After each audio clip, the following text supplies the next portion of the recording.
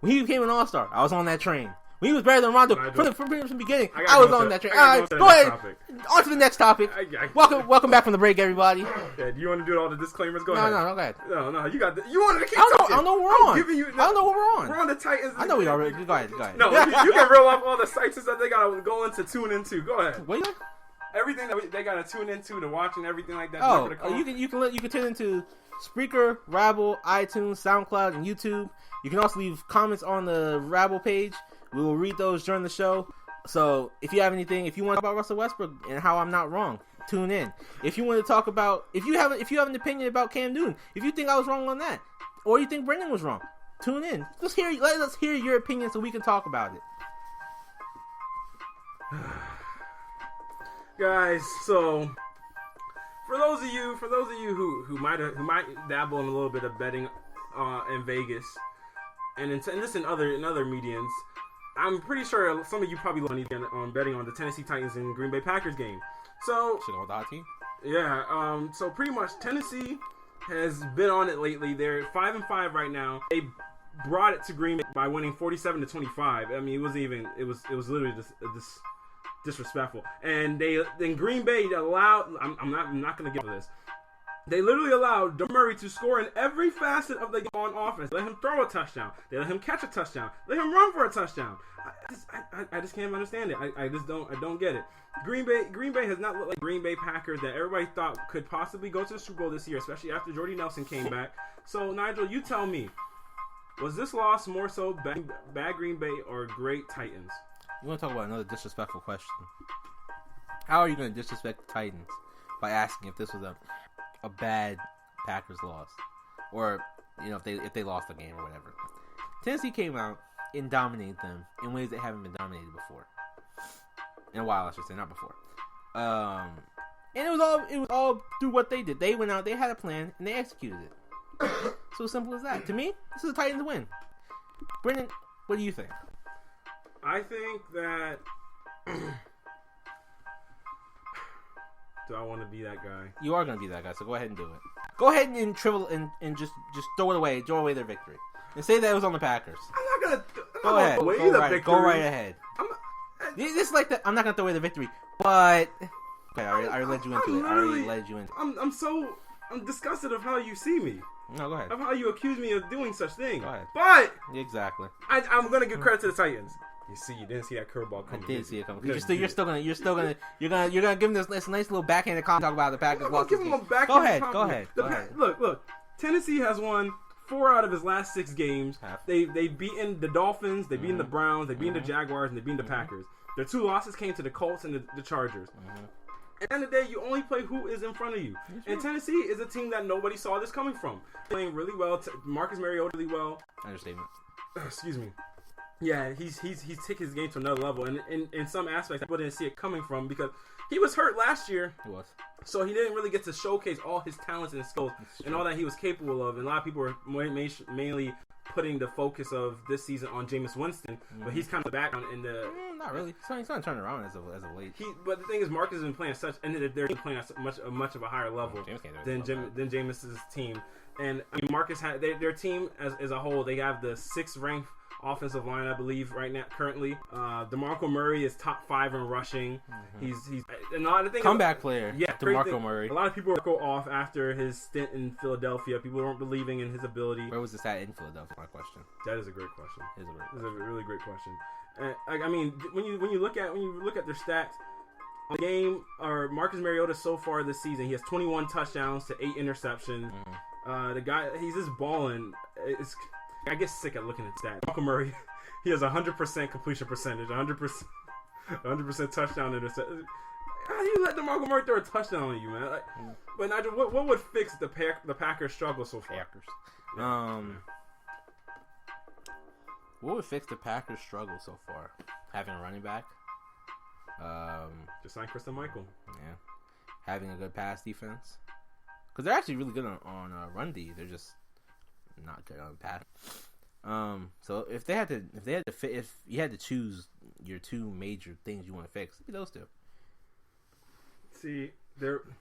Do you think Mike McCarthy's seat should be as high as it is. Do you think Mike McCarthy's seat is hot, actually? Well, thank you for transitioning me into the speed round, Nigel. That's what I'm here for. All right, y'all. Time to get to the speed round to wrap out the show.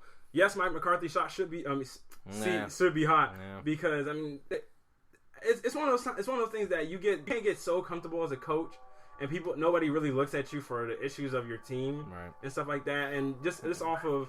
And 6 years ago was a long time. Yeah, you know what I mean. Like it's been a good while since they made it to the Super Bowl, and haven't really had a deep playoff run. 1 year, and then the 1 year that they lost to Seattle, they played old conservative in the second half. It came down to one play. It literally came down, or that special teams play. Yeah, but came down to. Even then, I mean, it's like he was so conservative in the second half with the game falling. It's like he was playing to keep a lead instead of win the game. Is Mike my seat? It shouldn't be, but he probably is. Is this the last time we're going to see Tony Romo in a Dallas Cowboys uniform? I think he'll go. If he goes anywhere, I think he'll go to the Broncos. But I mean, who's willing to trade what to get Tony Romo? You see him going? Probably like Chicago. Chicago? Something like Chicago or like New York or. It's a death sentence, bro. I don't know. I mean, Chicago's terrible. I mean, what good teams are gonna go for him? I mean, the Jets. The good teams. I said. I mean, I think if the Jets had a good quarterback, they'd be good. It'd be okay. I think they had a good quarterback. That's what I said. My second option would be the Jets. I feel like Chicago would be willing to like mortgage things to get him. You said mortgage things? Yeah. How about the Vikings? No, because they're still waiting on Teddy to come back. Okay. So give me your definite. So you say Chicago's the most highest one? I would say. No, actually, I take that back. I'll go New York because Chicago still has to pay Jay Cutler. Okay. College football poll. Who would have been in your top four? Top four. Yep. For the Final Four. Alabama, Ohio State, Clemson. Last one. You got Louisville. You got Washington. You got Michigan. I'm gonna go with Louisville. You said Louisville? Louisville. Okay, so does it matter to you the fact that Ohio State lost to Penn State? No. Really? No. I mean, if Ohio State, the next they got left to play is Rutgers, Michigan State, so Penn State can essentially win the Big Ten. Okay, so. Win the conference championship. The conference championship doesn't mean anything to you. Not really. I mean, unless, like, the only way it would negatively affect them is if a team, like, because they're so high up, it doesn't really matter. They're second right now, aren't they? Ohio State? Yeah. Mm-hmm.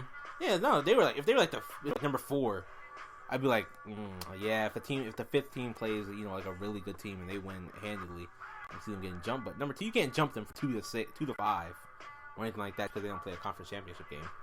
Okay, so is that the ones that you think deserve to be, or is that what you want to see? Deserve. You think those guys deserve to be? So you don't think Michigan deserves to be over Louisville? Mm-hmm. No. Louisville lost to Clemson, but their out of conference schedule hasn't been tough as Michigan. It hasn't. How it works? It works in the sense that if you lose early in the season, you late in the season, that's terrible. It sucks, and you do it. You make it sound so simple. Well, get your loss out early. I think I would have. I definitely want to see Alabama in there. I mean, Alabama's definitely going to be in there. Yeah, obviously. Yeah, we'll drop Alabama to 5.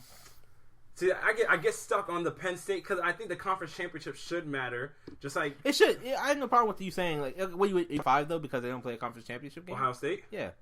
No, I mean, but the fact that they won't win. I mean, and it's one of those things that you had your chance to beat them head to head, and you lost. You did. So it's weird for me to reward the team that lost over the team that essentially their punishment by being dropped in the polls. But out of the top 4. So I mean, like I said, you're gonna drop them out of the top 4 because they don't play a game. That's tough. That's it's like I want to, and then I don't want to sleep on Washington either. They just lost though. They did. All the essentially. I mean, so you're saying that it's okay if you lose late in the season as long as you play in the conference championship game. But I mean, I feel like you should award conference champions, and you should. And I said I have no problem with it as long as I can't drop them 3 spots because they don't play it. Okay, well, mine. Well, I obviously it would be Alabama,